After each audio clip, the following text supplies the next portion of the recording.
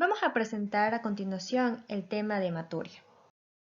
La hematuria es la presencia de glóbulos rojos en la orina. Debemos de saber que esta se puede presentar de dos formas, macroscópica o microscópica.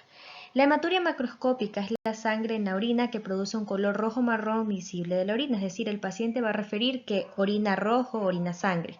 Mientras que la hematuria microscópica son los glóbulos rojos que se encuentran presentes en el sedimento de la orina, pero que no se manifiesta esta decoloración de la orina y el paciente no lo logra visualizar.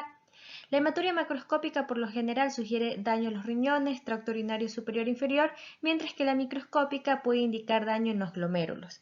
Debemos de saber también que se denomina como microscópica a la presencia de más de 3 glóbulos rojos por campo en una muestra de orina y que en el caso de la hematuria microscópica libre de Uribe nos recomienda hacer por lo menos de 2 a 3 exámenes de orina con intervalos de 3 a 4 semanas antes de iniciar estudios complementarios para poder asegurar de que existe una hematuria microscópica y no es un diagnóstico errado. Dentro de la epidemiología se puede presentar tanto en niños como en adultos y constituye una de las emergencias urológicas y también una de las causas más frecuentes por la que acuden los pacientes.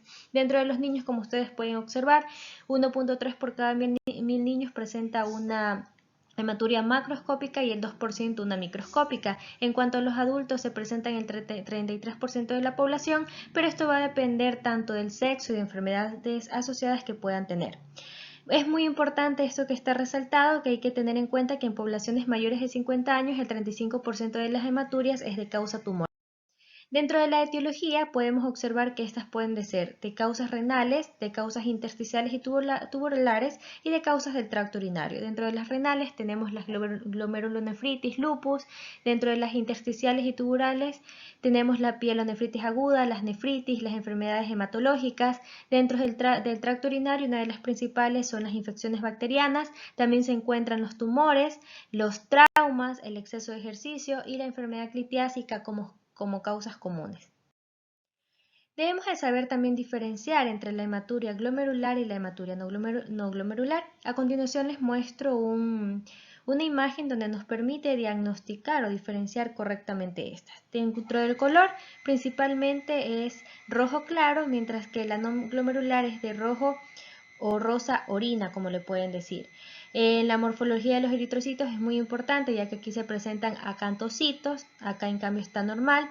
El molde de glóbulos rojos a veces presente, en la hematuria no glomerular ausente. En cuanto a coágulos, en la hematuria no glomerular a veces se encuentra presente y la proteinuria, que también va a ser otro de los signos diferenciales. En la glomerular más de 500 y en la no glomerular menor de 500. Dentro de la fisiopatología también nos decía que en el origen glomerular, esta usualmente se acompaña de proteinuria, de cilindros hemáticos y de glóbulos rojos deformados, que también estaba en el anterior cuadro, y los de origen tubular por lo general se presenta con glóbulos rojos de forma y tamaños normales y se caracteriza por la ausencia de cilindros y proteínas en la orina. Esto es fundamental al momento que nosotros realizamos el diagnóstico porque nos va a permitir saber la etiología de esta hematuria. Dentro del diagnóstico diferencial es muy importante que nosotros sepamos diferenciar entre si la causa es patológica o tal vez pueda ser o nos pueda simular una hematuria. Dentro de esto tenemos las sustancias endógenas por mioglobina, hemoglobina o los pacientes que tienen porfiria, ya que la porfiria cutánea tardía por lo general se presenta con una orina de color T y la porfiria aguda con una orina de rojo violeta que puede simular una hematuria. La veturia también es muy importante, ya que esta es la coloración roja de la orina después de comer remolacha. Entonces, por eso es importante realizar una buena historia clínica para poder detectarlo. Y también la decoloración de la orina por fármacos como la rifampicina, que da una decoloración rojo-naranja, y la fenazopiridina, una coloración también anaranjada. Dentro de la clasificación, nosotros podemos clasificarla como una hematuria inicial que ocurre al comienzo de la micción, pero desaparece al final y que puede estar dado a lesión uretral, anterior o posterior. La hematuria terminal, en cambio, que es el paso de sangre o coágulos en la orina durante la última parte de la micción y se asocia más bien a patologías de la vejiga o de la próstata, como una hiperplasia prostática o una prostatitis. La hematuria total, que es el paso de sangre o coágulos a lo largo de toda la micción, daños en la vejiga, uréteres, y la hematuria indolora, que es el paso de sangre o coágulos en ausencia de síntomas renales y por lo general esto nos sugiere malignidad. Dentro de la evaluación inicial, nosotros vamos a depender principalmente de la edad de presentación del paciente, si es niño o adulto, si es macroscópico o microscópica y de los síntomas y signos que lo acompañan. Por lo general, la hematuria macroscópica asintomática puede presentarse con cólicos, nefríticos, con síntomas obstructivos urinarios, con fiebre, pérdida de peso y usualmente esto se debe a infecciones, cálculos o condiciones urológicas. Dentro de la hematuria macroscópica asintomática, nos decía que las causas más comunes en niños era por la glomerulonefritis postestreptocócica, por lo que se tenía que realizar otros exámenes como la antistreptolicina y la concentración sérica de C3. También es importante tener en cuenta que los signos y síntomas que acompañan a esta hematuria van a ser fundamentales para nosotros poder diagnosticar la patología que lo está produciendo. Debemos recordar que la hematuria no es una enfermedad, sino es un signo de una patología que la está produciendo o provocando. Entonces nosotros como médicos debemos de tratar de saber qué es lo que lo produce para poder tratarlo.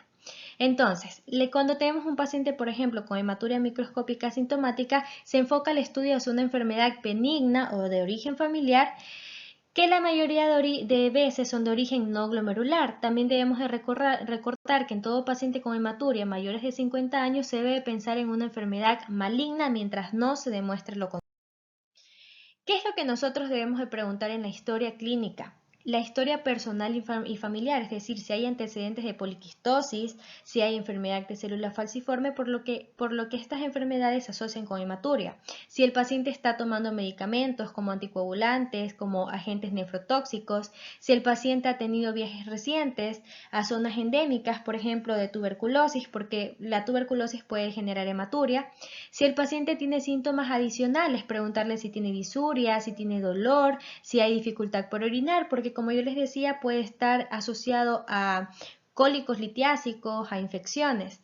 También preguntar si hay síntomas no urinarios, ya que, por ejemplo, una infección de las vías respiratorias superiores también nos puede generar esta hematuria, ya que puede generar una vasculitis.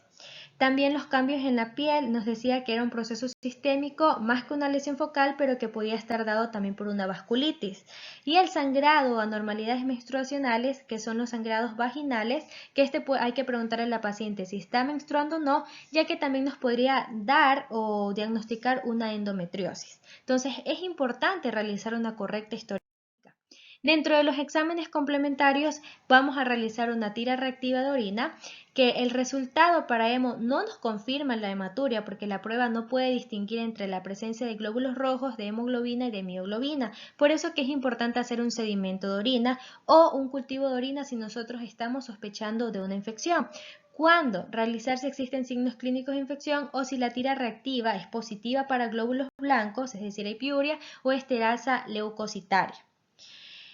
Nos dice también que cuando se sospecha hematuria, la presencia de glóbulos rojos debe confirmarse con un análisis microscópico del sedimento urinario. Es importante, ya que va a ser un gol estándar para nosotros en la hematuria. 6 cilindros de glóbulos rojos y proteinuria se debe evaluar la presencia de enfermedades glomerulares. Si la morfología de los glóbulos rojos es normal, evaluar causas no glomerulares. La orina, que es positiva para hemo en la tira reactiva, pero no muestra glóbulos rojos en el microscopio, en cambio nos indica una hemoglobinuria o una mioglobinuria.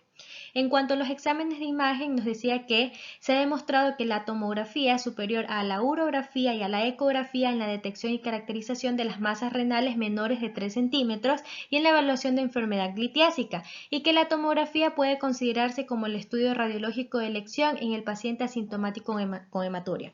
Entonces, para concluir esta exposición, debemos de saber que la hematuria no es una enfermedad, sino que es un signo de una patología, que nosotros debemos de realizar una correcta historia clínica con las preguntas que ya les he expuesto anteriormente, poder saber qué es lo que está produciendo esta hematuria, llegar al diagnóstico correcto con todos estos métodos y por último dar el tratamiento a la patología. Eso sería todo. Muchísimas gracias.